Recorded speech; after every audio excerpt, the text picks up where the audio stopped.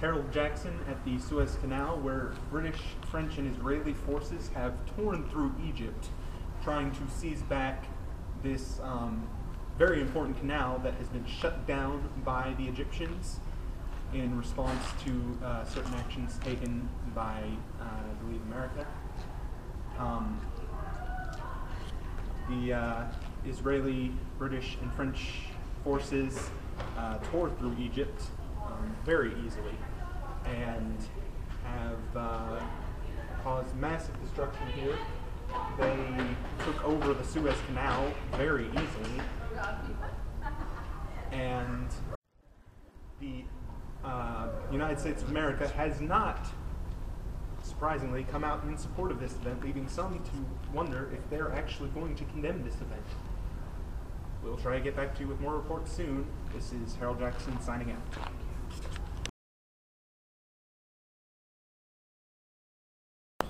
Hello, this is Richard Smith of the Lexington Herald-Journal, and I'm here with who, sir? Mehmet Said. All right. I've got a few questions for you about the situation in the Suez Canal. First, just what are your general thoughts about the Suez Canal? I think it's bad that the Zionist countries come and invade our homeland, take what is rightfully ours. It is not right. All right, and so what are your thoughts on the actions of the Egyptian government? They do good thing. They deploy our army. They try to fight back these forces, but it is unfortunate we are losing the battle. All right, and so what are your thoughts about the actions of the United States and the USSR? They're doing a good thing. They are fighting back these forces. They try to protect our homeland. They try to win it back for us. All right. Thank you, Mehmet. We hope to hear from you again soon.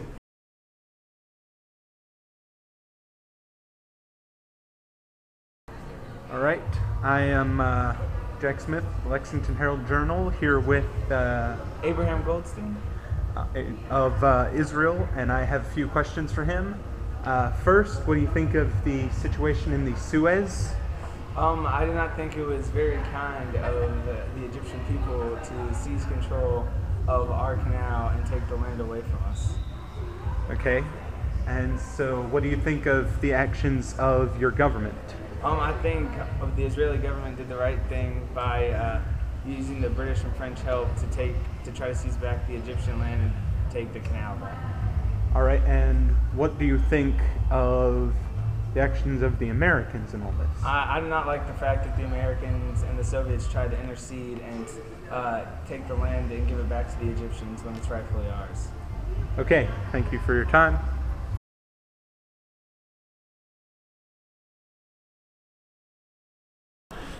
Hello, this is Yakov Drakanov of the Lexington Herald-Journal. And you are, sir? My name is Vladislav Petrenko. Thank you for your time, sir. I was wondering what your views were on the situation in the Suez Canal.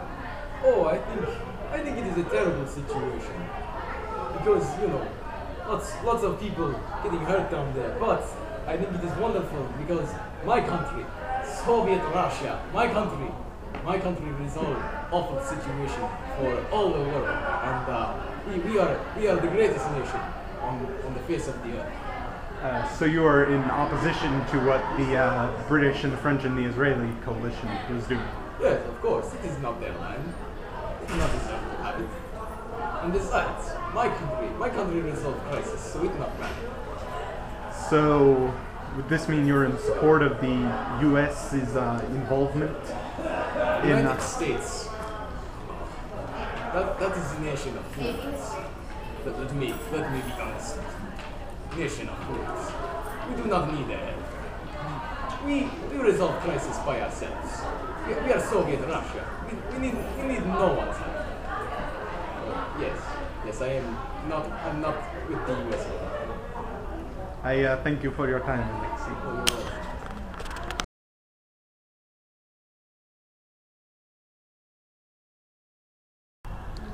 This is Harold Jackson with the Lexington Herald-Journal, here with Thomas Yale, Chief Operational Officer of Dunder Mifflin Paper Company. Thomas, I have a few questions for you about the situation in the Suez Canal. All right. My first question, Mr. Yale, is just what are your general thoughts about the situation in the Suez? Well, the situation with Suez, I feel like could have been solved very peacefully and wouldn't have to have so many consequences with all of the murders and all of the losses that we've had. It could have been solved very peacefully. All right, so what are your thoughts about the British and the French and the Israeli actions in the Suez? Well, I see what their point was, what they wanted to do, but how they went about it with the war, they definitely could have gone more peacefully and didn't have to make such a big deal out of it. All right, and so what are your thoughts about the American-Soviet actions in the Suez? Well, I really appreciate what the Americans and Soviets have tried to do with making the whole situation more peaceful and working together to make the peace in the Suez Canal.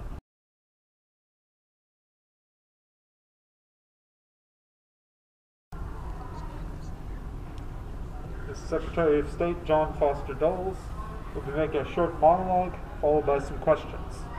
All right, thank you. Yesterday, American and Soviet diplomats in conjunction with the UN were able to negotiate peace in the Suez Canal by condemning the actions of the French, British, and Israelis. The canal will be given back to the Egyptians on the condition that they will allow other countries to use it. I will now take any questions. Yes. Rick Smith of the Election and Herald Journal. Are there any expectations that Egypt will follow up on their promise to leave the canal open? Yes, they have seen the consequences of closing it. The U.S. and USSR have made it clear that should the canal be closed, their condemnation of the British, French, and Israeli action will be rescinded. Yes, sure. Joshua Philip McHatton, Edinburgh Courier. Mr. Secretary, there's been a lot of controversy over this issue. Does the controversy also exist in the upper echelons of your government? While I was the first to adapt the plan, both the upper echelons of my department, my superiors in the government at large, agreed in short order. Is it time for one more question? Jack Harrelson from CDTFW News. What has been the response of the British, French, and Israeli governments? British and French, after learning that the canal would be open, have basically been denied. While the Israelis backed off as soon as we became involved in negotiations, they have been more or less outspoken to our plan. That's all the time we have for today.